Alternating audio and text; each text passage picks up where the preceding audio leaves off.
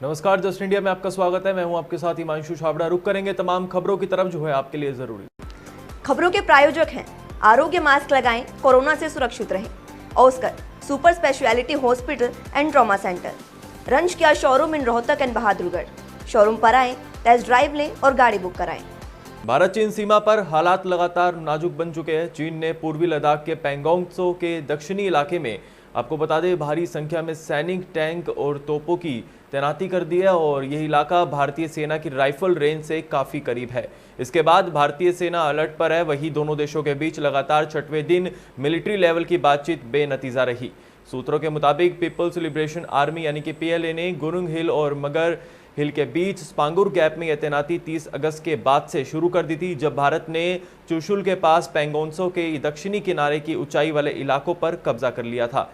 इसी बीच आपको बता दें, सरकार के सूत्रों के हवाले से न्यूज एजेंसी ने बताया कि भारतीय सेना ने भी इस इलाके में टैंक, तोपों और जवानों की तैनाती बढ़ा दी है। दोनों देशों के सैनिक आमने सामने हैं। सूत्रों के मुताबिक चीन ने अपने मिलिशिया स्क्वाड को यहां तैनात किया है और उसे भारतीय सेना को इन ऊंचाई वाले इलाकों से हटाने या पीछे करने की जिम्मेदारी सौंपी है। कोरोना के दौर में संसद का मानसून सत्र 14 सितंबर से शुरू हो रहा है। इसका असर सत्र पर भी पड़ेगा।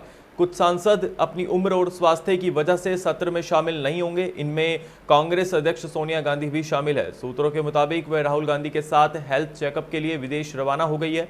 वह 2 हफ्ते के बाद भारत लौटेगी। उधर तृणमूल कांग्रेस के 7 और भाजपा के एक सांसद भी सत्र में मौजूद नहीं रहेंगे। इनमें से कुछ सांसद अभी कोरोना बीमारी से उबरे हैं। ऐसे में वो संसद सत्र में शामिल होने में सुरक्षित महसूस नहीं कर रहे।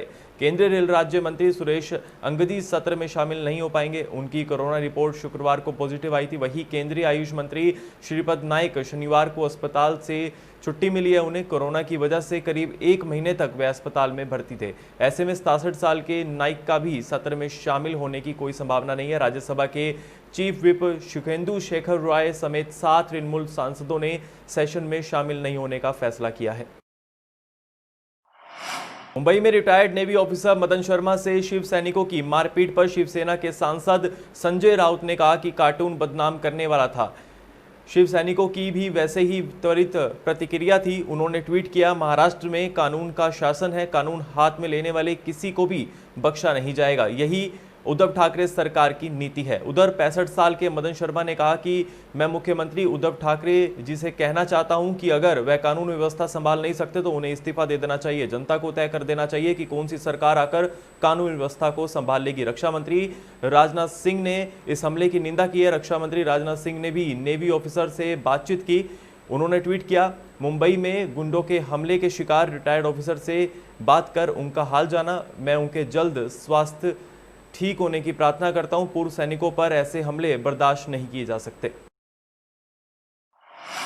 सीएम मनोहर लाल ने कारागार में बंद कैदियों और वहां कार्यरत अधिकारियों एवं कर्मचारियों के हितार्थ जिला कारागार यमुनानगर में आयुर्वेदिक औषधालय खोलने और इस औषधालय के सुचारू संचालन के लिए 5 पद सृजित करने के प्रस्ताव को स्वीकृति प्रदान की है। वही स्वीकृत किए इन 5 पदों में आयुर्वेदिक चिकित्सा अधिकारी, फार्मासिस्ट आयुर्वेदिक और वही बहुउद्देशीय स्वास्थ्य कार्यकर्ता महिला का 1-1 पद तथा अंशकालिक वाटर कैरियर और स्वीपर के 2 पद शामिल है। इन पदों के वेतनमान राज्य सरकार के न्यूनतम या संशोधित या अनुमोदित वेतनमान के अनुसार ही होंगे। वही आपको बता दें, 4th श्रेणी के पदों को आउटसोर्सिंग नीति भाग 1 के तहत भरा जाएगा। इन पदों के सृजन से प्रति वर्ष 35.56 लाख रुपए से अधिक का खर्च आने की संभावना है। मुख्यमंत्री मनोहर लाल ने खान एवं भू विज्ञान विभाग में माइनिंग गार्ड्स के 111 पद सृजित करने के प्रस्ताव को स्वीकृति प्रदान की है। माइनिंग गार्ड के इन 111 पदों को आउटसोर्सिंग नीति के तहत भूतपूर्व सैनिकों में भरा जाएगा। इन पदों के सृजन से उत्पन्न खर्च को विभाग द्वारा अपने स्वीकृत बजट से वहन किया जाएगा।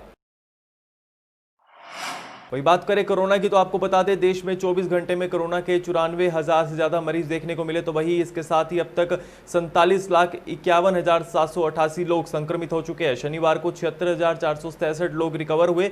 देश में अब तक 36,99,298 लोग ठीक होकर घर लौट चुके हैं। वही आपको बता दें आज 1,111 मौतें हुई। मरने वालों की संख्या अब 78,614 पर पहुंच चुकी है। और वही अगर महाराष्ट्र की बात करें, आपको बता दें वहाँ 22,084 मरीज मिले और आंकड़े लगातार जो है बढ़ते जा रहे हैं। इसी के साथ ही हरियाणा प्रदेश में शनिवार को 2506 नए मरीज मिले। 24 घंटे में 22 लोगों की मौत हो गई। कोरोना के कारण 5 महीने 11 दिन में 1017 लोग दुनिया छोड़कर जा चुके। इसी वायरस ने काफी लोगों की जान ले लिया। आपको बता दें, लगातार हरियाणा प्रदेश में भी आंकड़े बढ़ते जा रहे हैं।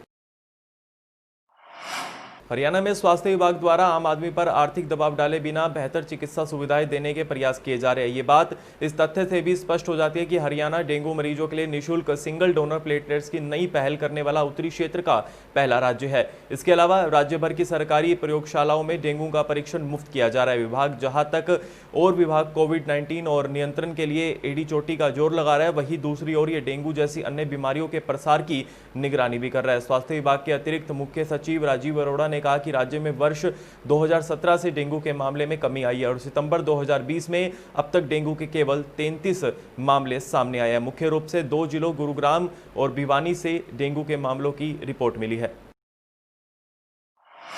2015 की टैक्सेशन की भर्तियों को लेकर विरोध प्रदर्शन किया गया। इस दौरान प्रदर्शन में काफी लोग मौजूद रहे। तो वही आपको बता दें, टैक्सेशन इंस्पेक्टर की भर्ती पूरी करो, इसको लेकर वहां पर अपनी आवाज को बुलंद किया गया। 2015 की ये भर्तियां है जो पेंडिंग पड़ी है। अधिकारी से काफी बार मिलने के बाद भी कोई सुझाव अब तक नहीं निकला। वही आपको बता दें, परवेश कुमार का कहना है कि काफी बार वो मंत्रियों से मिल चुके हैं, सीएम से मुलाकात कर चुके हैं। कुरुक्षेत्र में भी सांसद से मिलने गए थे लेकिन उनकी मुलाकात नहीं हो सकी। इस दौरान वहां पर काफी लोग मौजूद रहे। 2015 की ये भर्ती है उनका कहना है और 2017 में उनका इंटरव्यू हुआ था। बिना स्टे के इसके ऊपर रोक लगाई जा रही है, जिसको लेके उनका विरोध प्रदर्शन जारी है और लगातार वो कह रहे हैं कि हम काफ़ी बार अपनी आवाज़ों को बुलंद कर चुके लेकिन हमारी आवाज़ अभी तक किसी ने नहीं सुनी। काफ़ी बार अधिकारियों से मिलने के बाद भी अब तक इसका कोई सुझाव नहीं निकला है। दिसंबर 2017 को हमने इंटरव्यू दे लिया गया। इसके अंदर किसी प्रकार का कोई स्टे नहीं है। हम सीएम साहब से मिल चुके हैं, हर मंत्री से। आज कुरुक्षेत्र के सांसद है नायब सैनी जी, उनसे आवाज़ उठाने के लिए आए थे लेकिन वो हमसे नहीं मिले हैं। आज हमने गोहाना के अंदर भी प्रदर्शन किया है लेकिन हमारे यहाँ हरियाणा में किसी प्रकार की कोई सुनवाई नहीं है। थाना के अंतर्गत आने वाले गांव से नाबालिग द्वारा नाबालिग के साथ कुकर्म करने का मामला सामने आया, जिसकी शिकायत परिजनों ने जुलाना थाना में दी। बताया जा रहा है कि गांव के एक युवक ने ही नाबालिग के साथ कुकर्म किया और वही आपको बता दें, जब परिजन खेत में गए थे तो पीछे से युवक ने चीज ले जाने के बहाने युवती के साथ कुकर्म किया है। इसी को लेकर आपको बता दें, आसपास के इलाकों में हड़कंप मचा और वही परिजनों ने इसकी शिकायत जो है पुलिस में दी है और पुलिस अधिकारी का कहना है कि पोस्को एक्ट के तहत मामला दर्ज कर लिया गया है और जैसे ही रिपोर्ट आएगी मामले की कार्रवाई की जाएगी। मेरे पास एक यहाँ दरखास्त प्राप्त हुई है, उसमें है कि एक लड़के के साथ दुष्कर्म किया गया है जी और जी और हमने दरखास्त मुकदमा दर्ज किया है और मुकदमे में 328, 377 परसों 6 पोक्सो एक्ट लगाई गई है और लड़के का डॉक्टरी मुआयना कराया जाएगा। भारतीय किसान यूनियन का जींद बैठक में बड़ा फैसला लिया गया। किसानों पर लाठीचार्ज को लेकर हिसार के बरवाला में 5 अक्टूबर को किसानों ने महापंचायत करने का निर्णय लिया।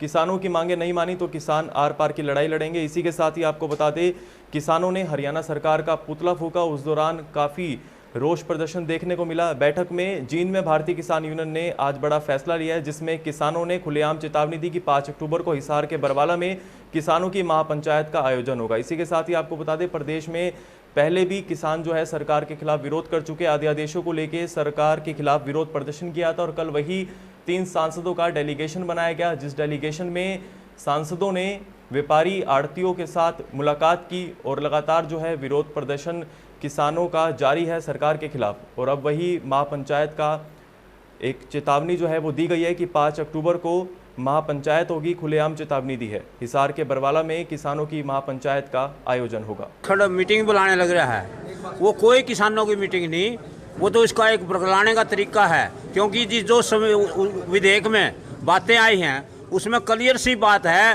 कहीं पर भी समर्थन मूल्य की खरीद का कोई तरीका नहीं दिखा रखा। दूसरी बात यह है, एपीएमसी खत्म करने का तरीका है। एपीएमसी में टैक्स लगेगा और किसान से खरीदेगा, टैक्स नहीं लगेगा। एक म्यान में 2 तलवार नहीं चल सकती। जो वो कहता है मंडी चलेंगी, नहीं चलेंगी मंडी बिल्कुल भी। हमें ये बताए धनखड़ पहले इसी प्रकार से वो जो हमारे पास बीमा का बात करता था। जो सफेद मक्खी था, 4-5 जिलों की जो कपास बिल्कुल किसान की नष्ट होगी। बिजली के इतने भारी भरकम बिल दिए जा रहे हैं। और जो बिजली के कनेक्शन लाखों लाखों रुपए किसानों ने बिजली बोर्ड को दे रखे, करीब 80,000 किसान आज बिजली के खेतों के कनेक्शन से वंचित है। और कई समस्याओं को लेकर, और जैसा पीपली में निहत्थे किसान की कमर पर जो सरकार ने लाठी चलाई है, तो इन सब के विरोध में आज या जींद के अंदर हरियाणा सरकार का पुतला फूंक करके रोष व्यक्त किया। इस चीज़ की जो सरकार जो नीति कर लग रही है, और सरकार अपना आपको सरकार मानने लग रही है, और किसानों के ऊपर लाठीचार्ज कर लग रही है, इसका जवाब देने के लिए। और यह सरकार कहाँ है? सरकार तो हम हैं। सरकार किसको मान रही है? और हमारी पब्लिक, हमारे किसानों की भी गलतफहमी है कि मतलब किसी को हमें 5 दिन का नौकर करो हम सरकार मानना, हम उसको सरकार नहीं मानते। जो किसान विरोधी और किसानों की नीति के खिलाफ है, जो सरकार नहीं है, किसानों के ऊपर लाठीचार्ज करती है, इसका जवाब भी देंगे। खबरों के प्रायोजक थे Pramod trading company, tiles, sanitary ware, Ghanipura, Jhajjar road, Rohtak. Asian colour coated Ispat limited. Be Fast Fit, India's fastest growing fitness chain, now at Rohtak D Park. Corona महामारी से लड़ने के लिए आरोग्य मास्क लाया है आपके लिए सबसे आधुनिक मास्क। इसके साथ ही आपको मिलेगी आधुनिक पीपीई किट, वो भी बहुत ही सस्ते रेट पर। contact@arogyamask.com पर जाएं और हमसे संपर्क करें, या फिर www.arogyamask.com से जुड़ें। इसके साथ ही आप हमें कॉल कर सकते हैं। हमारा पता है Anand international, plot number 181, sector 25, Panipat, Haryana.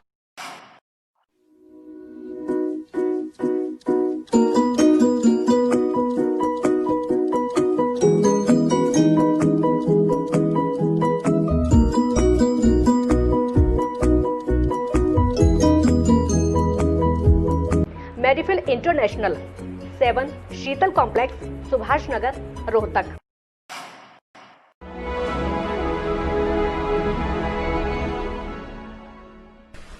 चाचा, आपने नया घर बनवाया है तो घर की छत पर कौन सी शीट लगवाई है?